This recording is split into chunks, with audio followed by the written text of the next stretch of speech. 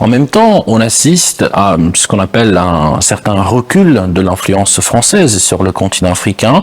Déjà, est-ce que vous êtes d'accord qu'il y a un certain recul de la présence française, parce qu'on voit que les troupes françaises se retirent de plusieurs pays, notamment du Sahel?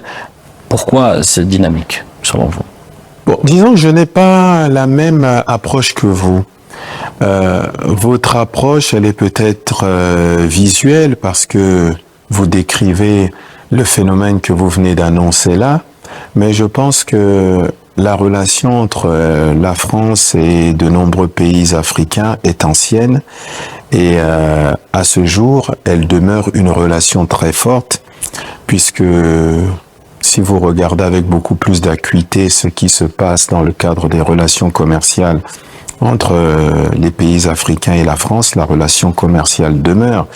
J'en veux pour preuve que nous, la République du Congo, nous sortons d'une visite officielle que le président de la République a faite à Paris il y a quelques semaines, et nous avons eu des échanges avec les acteurs du secteur privé qui justement veulent continuer à investir en Afrique, veulent continuer à venir au Congo. Et dans quelques jours, à la fin du mois de juin, il y a ce qu'on appelle les rencontres des entreprises françaises. Donc, c'est les entreprises du MEDEF qui vont se rendre à Brazzaville massivement pour avoir des échanges sur les questions économiques avec les acteurs du secteur privé du Congo et avec les acteurs institutionnels que nous représentons pour voir comment est-ce que cette relation peut perdurer et se pérenniser. Donc je ne pense pas qu'il y ait un recul comme l'on dit souvent des observateurs que vous êtes.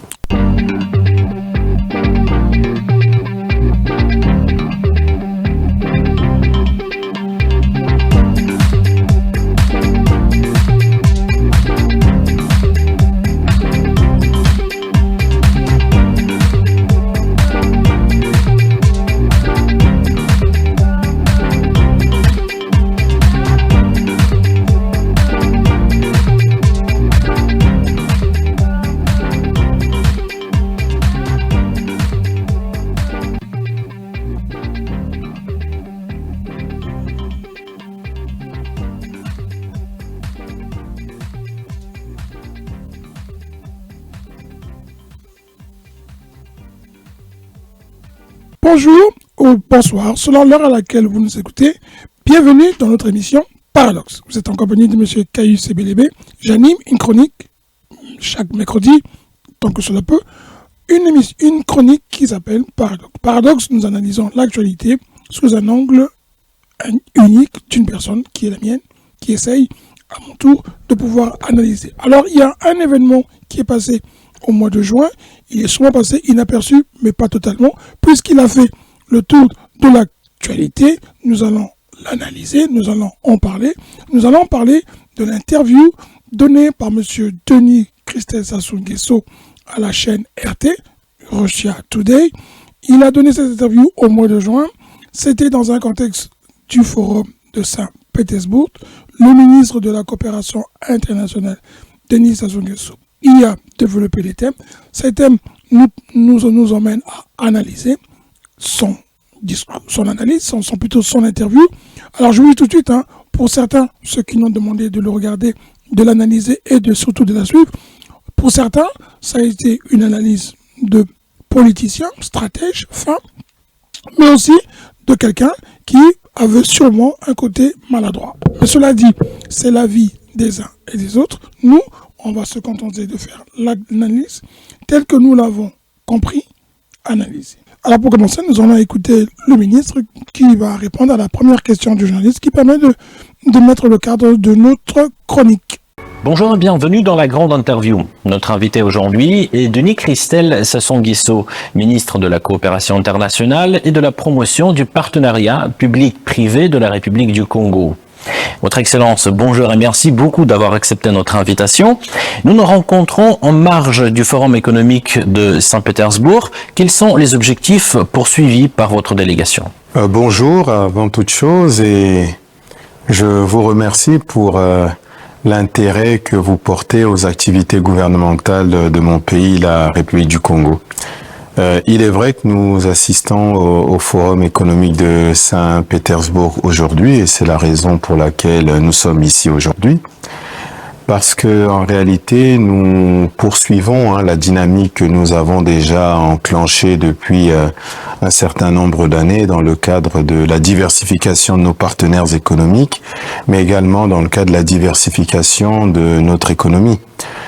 Nous vivons aujourd'hui en réalité dans un univers qui est économiquement mondialisé et pour atteindre les objectifs que nous nous sommes assignés, notamment la réalisation de notre plan national de développement qui s'exerce sur 5 années, nous avons besoin de diversifier nos partenaires, sachant d'autant plus que notre pays dépend énormément des exportations des énergies fossiles et nous sommes bien conscients que ce modèle aujourd'hui a montré ses limites.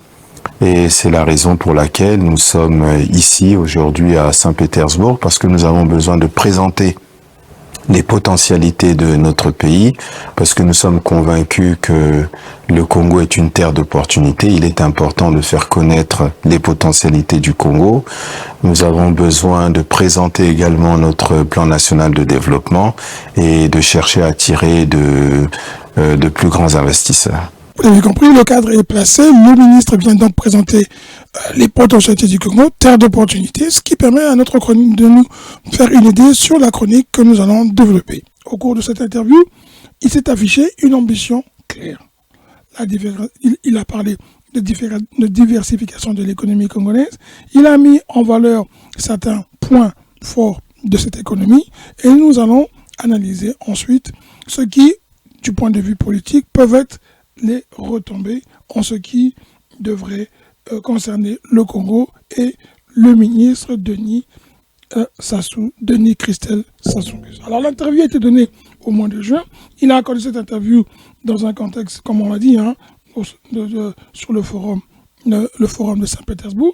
Il représentait la République du Congo et le ministre a cherché à renforcer d'une certaine manière sa visibilité sur la scène internationale. Dans un contexte où il est perçu comme un successeur potentiel à son père, le président Denis Sassou Nguesso. Ce qui ne laisse pas, évidemment, les gens indifférents, qui, pour certains, l'applaudissent et qui, pour d'autres, fait grincer des dents.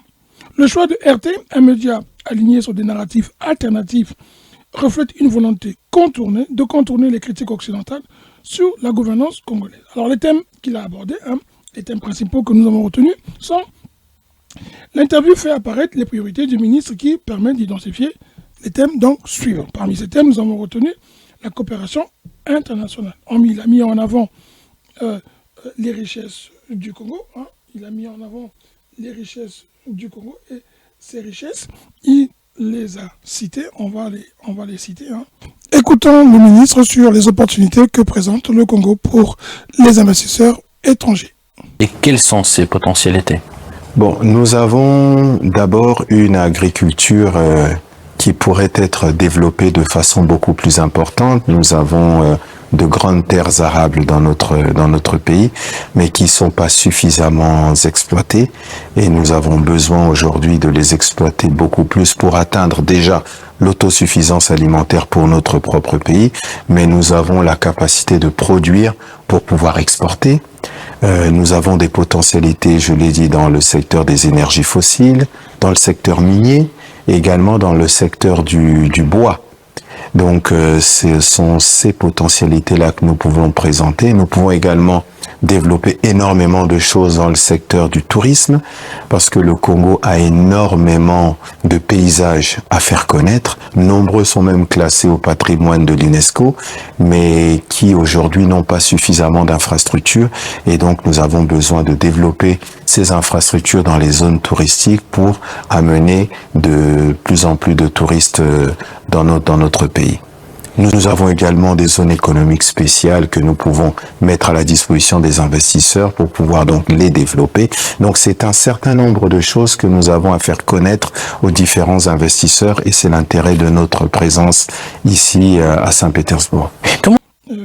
Pour ceux qui sûrement l'oublient, le Congo se base beaucoup sur sa force énergétique, qui est une des priorités, mais il y a aussi, à côté, évidemment, pour lui, l'agriculture qui devrait apparaître aussi comme une force. Mais on le voit très bien, l'agriculture, pour les Congolais, ça date de plusieurs années. Agriculture, priorité des priorités, autosuffisance alimentaire à l'an 2000, et on en passe avec le discours sur les SAFU. En est-il aujourd'hui sur l'agriculture?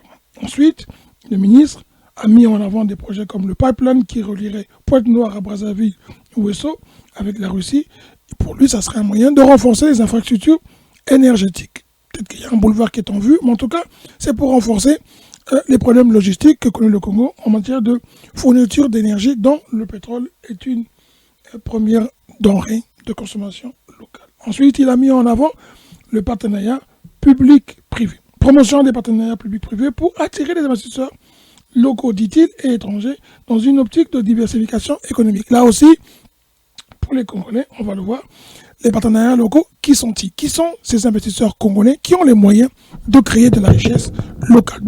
D'où tirent leur richesse? Qui est capable de dire aujourd'hui que nous avons au Congo des entrepreneurs de la trempe de monsieur Dangote, ou peut-être même des entrepreneurs du temps de Feu Kunku ou d'autres entrepreneurs congolais. Ensuite, il a développé le thème de la défense, sur la réputation des BRICS, et il a rectifié ce que le journaliste voulait sûrement dire, que son père, président, n'avait pas dit que le Congo adhérait aux BRICS, mais qu'il avait cette vocation, évidemment, à coopérer avec toutes les organisations, et notamment tous les pays qui pouvaient aider le Congo à émerger. Alors, le mélange des blocs géopolitiques, stratégie très adoptée, Russie et BRICS, Denis Christel Sassou Nguesso a valorisé les partenariats avec la Russie et les BRICS pour diversifier les alliances économiques du Congo, notamment via des projets énergétiques, on l'a dit, et des financements alternatifs aux institutions occidentales telles que le FMI, la Banque mondiale.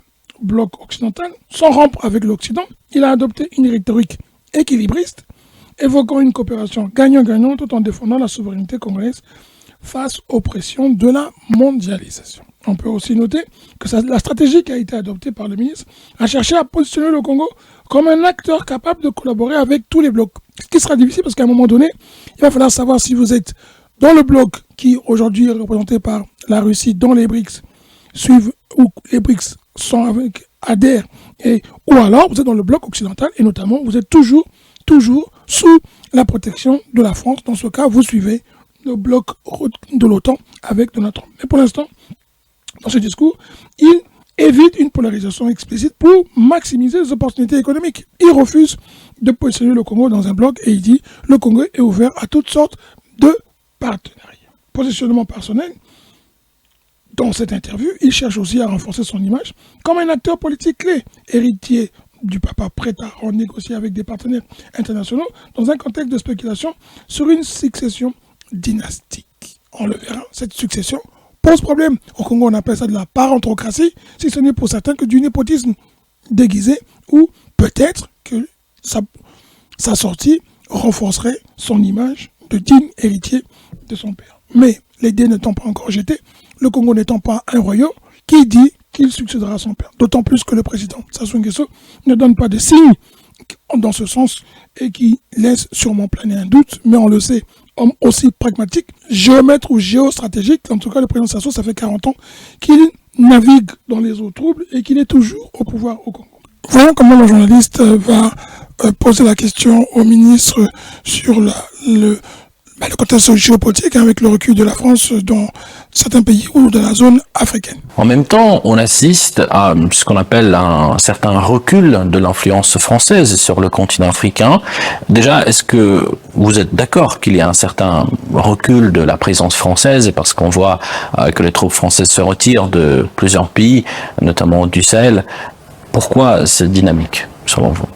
Bon, disons que je n'ai pas la même approche que vous. Votre approche, elle est peut-être visuelle parce que vous décrivez le phénomène que vous venez d'annoncer là, mais je pense que la relation entre la France et de nombreux pays africains est ancienne et à ce jour, elle demeure une relation très forte puisque si vous regardez avec beaucoup plus d'acuité ce qui se passe dans le cadre des relations commerciales entre les pays africains et la France, la relation commerciale demeure. J'en veux pour preuve que nous, la République du Congo, nous sortons d'une visite officielle que le président de la République a faite à Paris il y a quelques semaines, et nous avons eu des échanges avec les acteurs du secteur privé qui justement veulent continuer à investir en Afrique, veulent continuer à venir au Congo.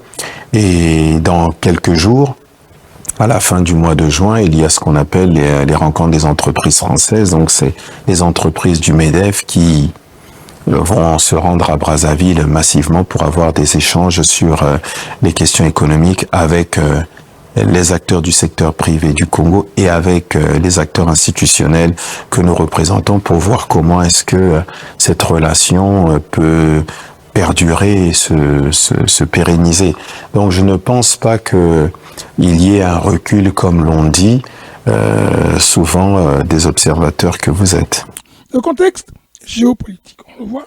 En s'exprimant sur RT, M. Denis Sassou Nguesso privilégie une plateforme favorable aux narratifs non occidentaux, tout en ménageant les relations avec les partenaires comme la France, essentielles sur le plan économique, commercial. Le défi, c'est de pouvoir effacer les accusations de corruption, notamment Panama Papers, affaire Filia et ça, tout ce qui peut nuire à son image et à l'image surtout de son père qui serait, lui, peut-être au travers de ça, blanchi ou tout simplement montrer leur capacité à pouvoir gérer un pays. Alors, la dépendance économique du Congo au pétrole, elle aussi limite la portée de son discours sur la diversification et la bonne gouvernance. Parce que là, les Congolais entendent qu'il y a l'agriculture qui est une priorité des priorités. Ils entendent que le pétrole ne doit pas être la seule, la seule matière qui doit être la richesse du pays. Est-ce que les gens croient à ce discours qui date de 40 ans, qui se répète, mais qu'ici on prend le PCT et qu'on ajoute le règne du président Mariam Wabi, le règne du président Yombi Opango, on dépasse largement, pratiquement, on va dire, les 50 ans, et on arrive toujours au même discours, agriculture, mais sans jamais la développer, pendant qu'Ibrahim Traoré, à côté, lui, fait du concret. Alors, autre stratégie adoptée par le ministre, il a cherché à positionner le Congo comme un acteur capable de collaborer avec tous les blocs. Est-ce que c'est possible de pouvoir négocier avec tous les blocs? Ça serait très difficile parce que on ne voit pas très bien la Russie accepter que vous soyez centriste.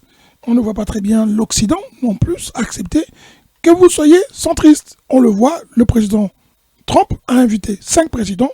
Le Congo n'a pas été invité sur cette table de négociation. Même si on peut y retrouver un fils qui serait pour le Congo un fils, Ambalo, dont on dit qu'il est souvent à Oyo, mais Ambalo, lui aussi, ne symbolise pas une forme de démocratie.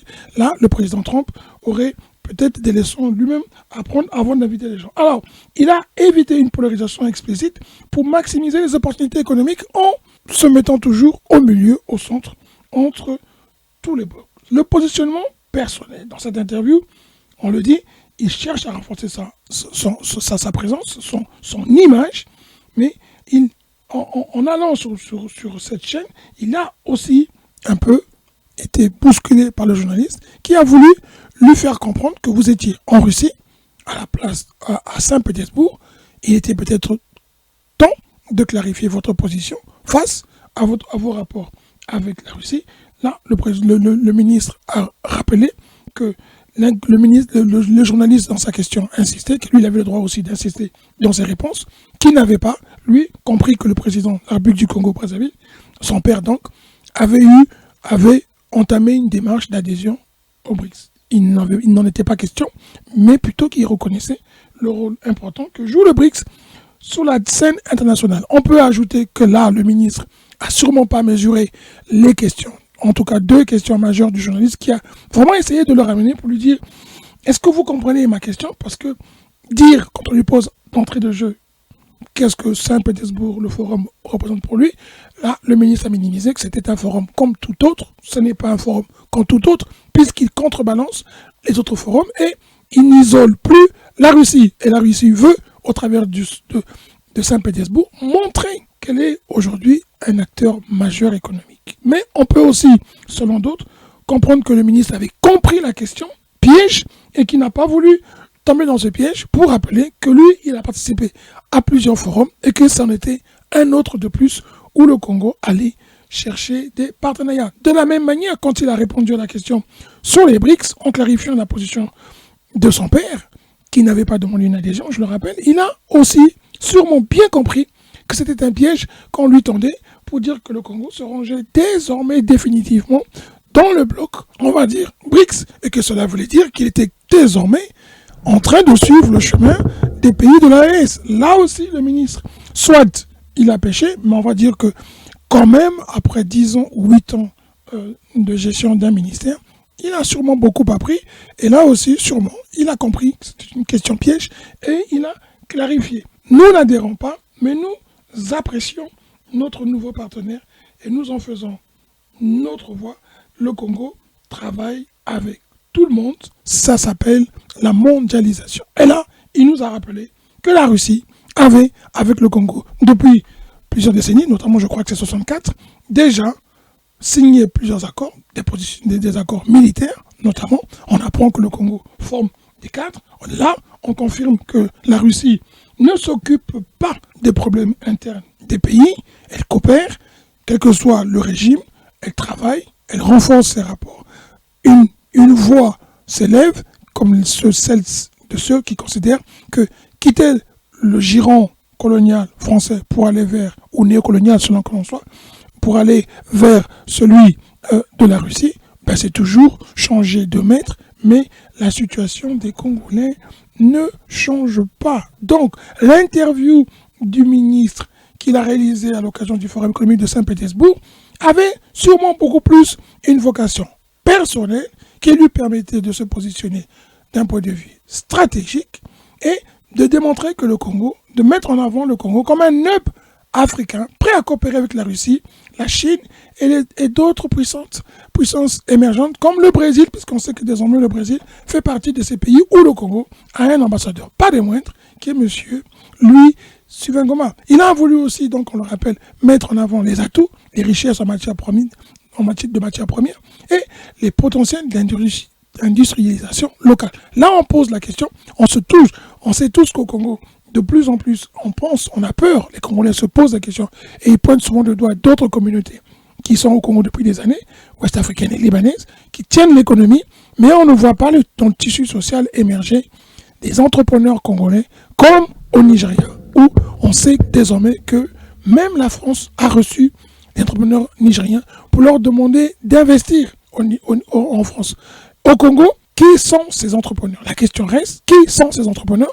On peut citer AOGC, Orient, OI, quel est leur chiffre d'affaires annuel? Quel est le cabinet qui peut lui nous dire en fait quelle est la valeur de ces entreprises et quel est le poids sur le plan de vue économique? Dans son discours, les messages clés que nous en retient donc ce sont positionnement personnel, sur la scène internationale, positionnement d'héritier, positionnement de l'après 2026, pourquoi pas, aussi l'atout congolais et une invitation aux investisseurs étrangers. Nous y sommes. On invite beaucoup les étrangers investisseurs à prendre part sur la construction des infrastructures, notamment énergie, pipeline, comme on l'a dit, avec la Russie. Les mines sont à vendre, les mines congolaises. L'agriculture à industrialiser, ouverte aux étrangers. Pourquoi on n'investit pas avec les Congolais?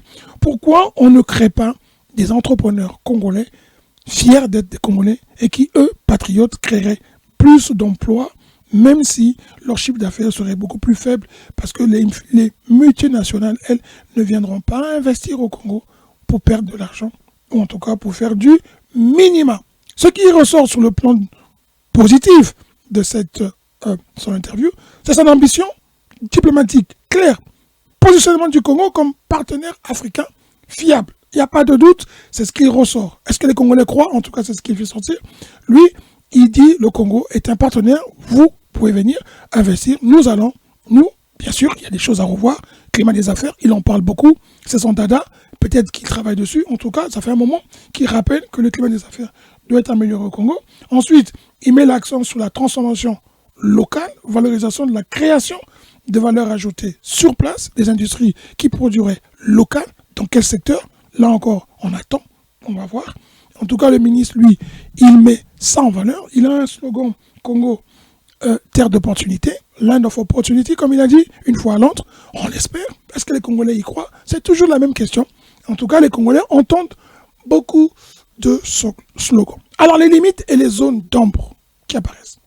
Faible précision opérationnelle, absence de détails sur les projets. Quels sont les projets qui sont prioritaires au Congo? On sait que c'est dans l'agriculture, mais dans quel domaine?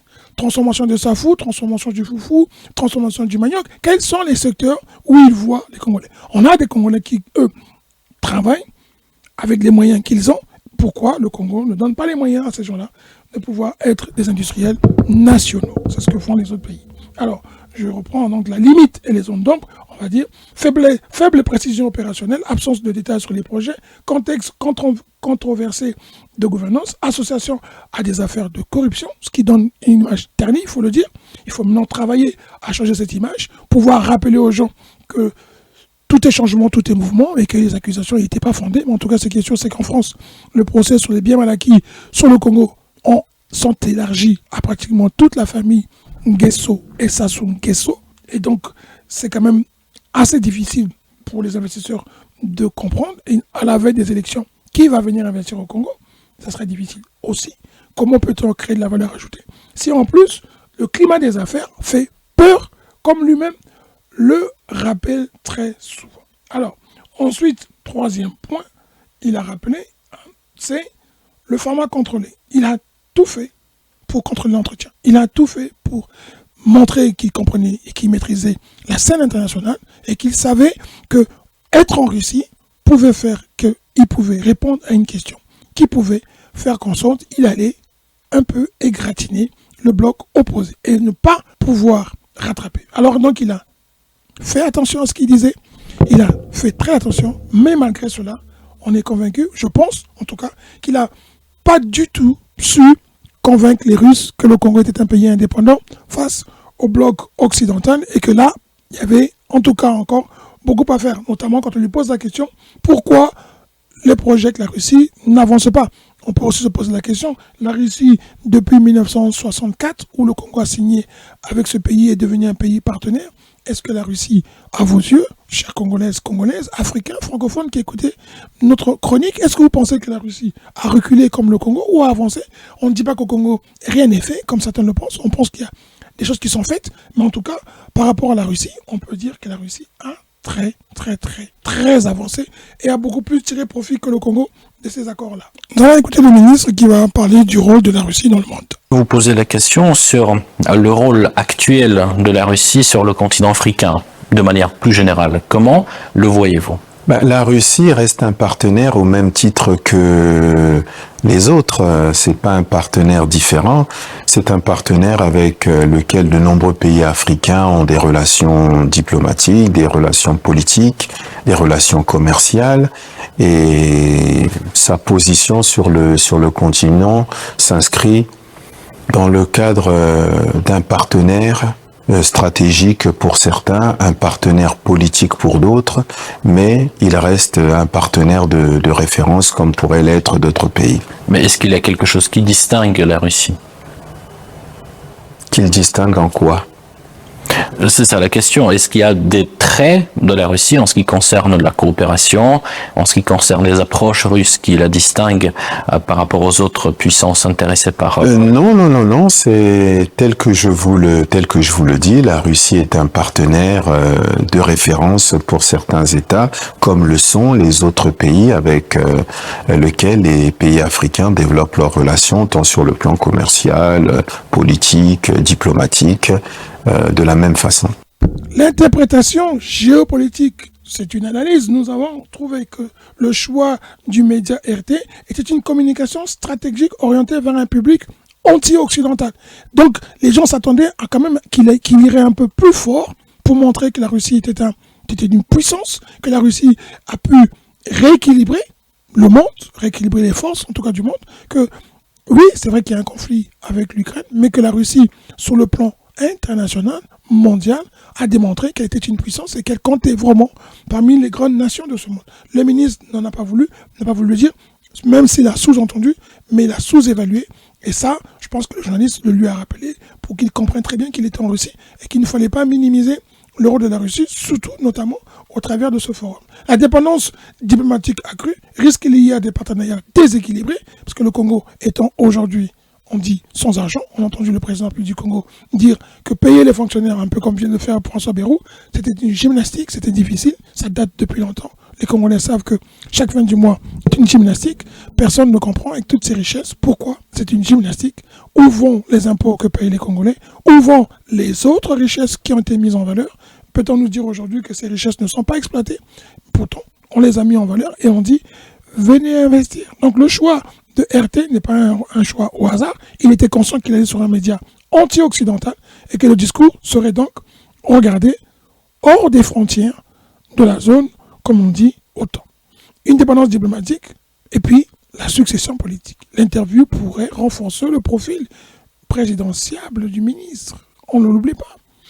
Et qu'il a fait de sorte que l'on comprenne qu'il avait acquis un certain bagage, qu'il avait acquis une certaine stature, surtout une certaine, connaissance de la scène internationale. Et donc, il savait, il maîtrisait ce que le journaliste voulait lui faire dire. On ne peut pas dire ici qu'il n'a pas appris et que pour ceux qui pensent que c'était une interview non préparée, mal faite, peut-être qu'il devrait regarder l'autre côté en disant qu'il a su faire attention pour ne pas lui-même tomber dans le piège qui lui était tendu de reconnaître que le bloc BRICS était bien meilleur, par exemple, que l'autre bloc. Alors, on le rappelle, sur le plan, parmi les objectifs que nous pensons qui ont été atteints, l'objectif diplomatique, il a démontré que le Congo veut se construire une image, être un acteur fiable envers les pays de l'Est, en tout cas de BRICS. Sur le plan économique, il a demandé qu'on puisse venir valoriser les secteurs stratégiques, mais là encore, il n'a pas donné les détails. Et on peut dire aussi que sur la gouvernance, il n'a pas fait attention, mais quand le journaliste lui pose la question, qu'est-ce qui fait que les projets avec le Congo et la Russie n'ont pas avancé? C'est qu'on lui disait que votre gouvernance pose problème, et le ministre a dit qu'il y avait des choses à revoir, qu'il y avait des mécanismes à mettre en face. Et a-t-il aussi mesuré que le RT pouvait influer positivement sur une audience spécifique? Oui, parce qu'il a choisi. Il n'a pas dit non à cette radio et à cette télévision. Il y est allé. Et dernier point, c'est un peu le risque clé. C'est que le Congo, au travers du ministre, a démontré sa dépendance extérieure accrue sur les revenus des autres, toujours en train de demander, d'emprunter et de ne pas développer son économie locale, de ne pas promouvoir les entrepreneurs nationaux. Et donc cette dépendance emmène les gens à bien voir qu'il y a un manque de transparence, qu'il y a de faibles résultats économiques et qu'il n'y a pas de preuve tangible de cette volonté d'être un pays hub comme l'a vendu le ministre, comme il veut le vendre à ceux qui l'ont écouté. En tout cas, pour ceux qui l'ont écouté, c'était un discours de plus. C'était sûrement, pour ceux qui le soutiennent, un très beau discours, une très belle interview. Mais dans tous les cas, l'interview a ouvert une fenêtre sur le Congo qui, lui, se veut un acteur du développement, cherchant à diversifier ses alliances et son économie. Un pays qui, comme de nombreux autres en Afrique, aspire à des partenariats équilibrés dans un monde en pleine redéfinition. Est-ce que le Congo va en profiter? Est-ce que réellement les Congolais vont voir un jour le soleil briller? Ce qui est sûr, c'est que la campagne présidentielle du Congo a commencé avec des analyses que nous allons vous faire sur les décisions prises par le gouvernement. On pointe du doigt le ministre de l'Intérieur, mais on sait très bien que le ministre de l'Intérieur travaille dans un gouvernement. Il y a un Premier ministre et il y a un président qui, nous l'oublions pas, est chef du gouvernement. Donc le ministre de l'Intérieur ne parle pas en son nom, il parle au nom du président. De la même manière que le ministre de la coopération internationale, public-privé, lui est parti parler aussi au nom de ce gouvernement et notamment au nom de son chef qui est le président de la République. On le rappelle, le ministre Denis Sassou Nguesso a tenu à nuancer l'idée d'un déclin massif de l'influence française en Afrique. Ça, c'était très important parce que quand on lui a posé la question, est-ce que vous pensez qu'il y a un sentiment anti-français? Là, vous savez qu'au Congo, le discours est parmi d'autres pays proches de la France. On les reconnaît par là le côté de minimiser la réaction des peuples. Pour eux, ce n'est pas, il n'y a pas un sentiment anti-français, il y a une critique de la France, sur la France, la manière dont la France se comporte en Afrique, comme disaient certains, en pays colon, néocolon, mais il oublie que si les populations développent le sentiment anti-français, c'est bien parce que leurs dirigeants leur démontrent que c'est la France qui dicte, c'est la France qui impose des dirigeants qui, eux, ne font pas leur bon. Alors, que dit le ministre sur le sentiment anti-français, qui est une forme de néocolonialisme, d'après le journaliste de la RT qui l'interroge? On emploie aussi le terme de néocolonialisme. Est-ce que vous êtes d'accord que ce terme existe et qu'il y a des pratiques néocoloniales qui sont en cours actuellement, notamment sur le continent africain?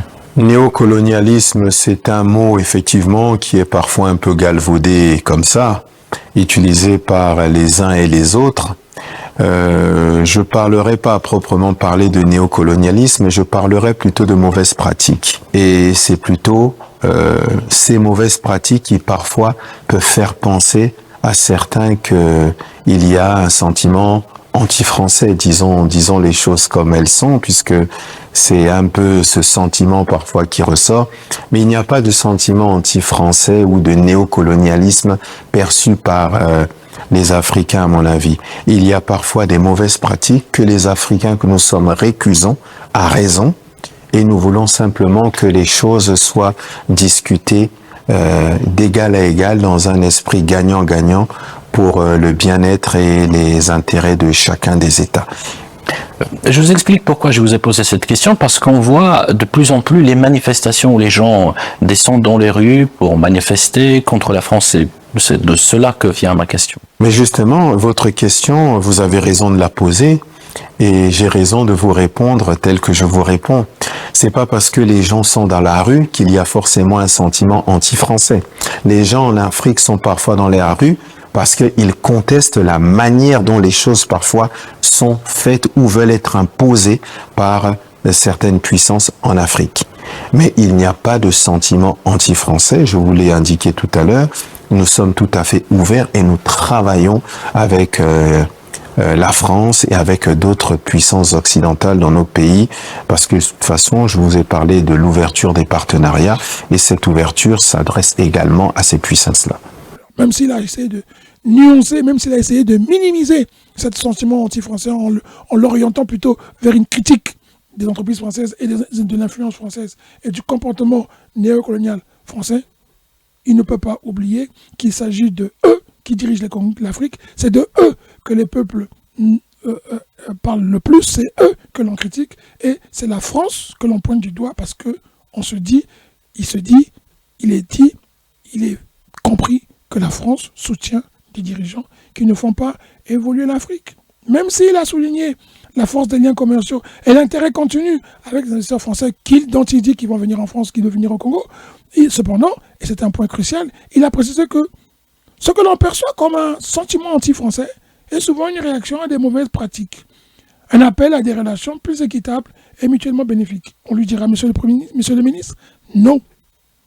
C'est un rappel à vous de changer de comportement. C'est un rappel aux dirigeants d'arrêter de toujours dire que c'est la France qui est responsable de ce qui se passe, que c'est le marché, ou ce sont les marchés internationaux qui nous dictent les lois sur les prix, qui font que nous, quand on vend, nous vendons à perte. Quand on voit votre train de vie et quand on regarde votre mariage à Dubaï, aucun Congolais ne peut être indifférent à cette interview qui, même si elle a montré, elle a mis en place, elle vous a mis, vous, monsieur le ministre, en orbite, il n'en demeure pas moins que pour le Congolais, ce sont des phrases et que peut-être, comme vous le dites, comme il le dit, le ministre, il est temps de passer aux actes. Et si vous avez réussi à montrer une image d'un homme, la question c'est est-ce que vous êtes un homme d'État et est-ce que le Congo peut compter sur vous pour que demain le soleil brille et que les Congolais soient fiers d'avoir un dirigeant qui plus est fils d'un président. Voilà, c'était la chronique d'aujourd'hui sur M. Denis Sassou Nguesso, ministre congolais qui est en charge de ce qu'on appelle du domaine international, des relations publiques-privées. C'est lui qui est normalement censé emmener les investisseurs au Congo. Nous espérons qu'il réunira et qu'il fera une conférence avec les investisseurs congolais et qu'il pourra lui mettre en place, lui qui a vécu en Angleterre, une forme de plateforme pour faire décoller l'économie congolaise au travers des Congolais. À la prochaine chronique, nous parlerons de l'Afrique, nous parlerons de Trump, nous parlerons de beaucoup de sujets, mais en tout cas, mais d'abord, surtout, nous parlerons de l'immigration que l'on fait désormais, dont certains ont fait un commerce, et du rôle que doivent jouer les diasporas africaines présentes dans les pays où ils sont résidents. C'était la chronique Paradoxe de M. Caius Ebelebe. Franchement, je compte beaucoup sur vous pour me critiquer et me dire ce qu'il faut améliorer. Ce sont des débuts, ce n'est jamais facile, nul n'est parfait et rien ne sera jamais parfait. Dieu nous a créés ainsi et Dieu nous emmène à évoluer et à changer. Nous voulons transmettre à la nouvelle génération, nous voulons transmettre ce que nous avons appris, nous voulons transmettre à la fois nos erreurs et aussi nos succès. Il n'y en a pas beaucoup, mais en tout cas, aussi peu soit-il, ils sont importants pour les futures générations qui prendront la relève et qui feront mieux que nous. Que Dieu vous bénisse. À très bientôt.